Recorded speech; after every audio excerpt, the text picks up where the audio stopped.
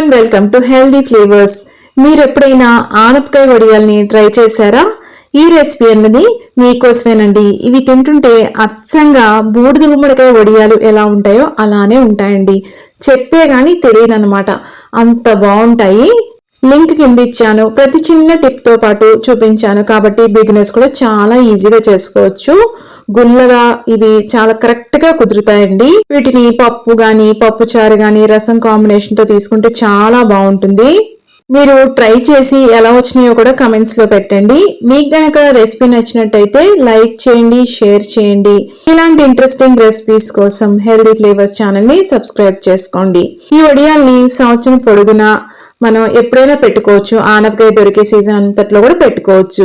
సంవత్సరం పాటు నిలవ ఉంటాయండి. సో ఈ ఎండాకాలంలో తప్పకుండా వీటిని ట్రై చేయండి, చాలా రుచిగా ఉంటాయి. బూడిద గుమ్మడికాయ మనకు దొరకనప్పుడు చక్కగా ఇలా ఆనపకాయతోనే ఆ ఫ్లేవర్ ని మనం ఎంజాయ్ చేయొచ్చు.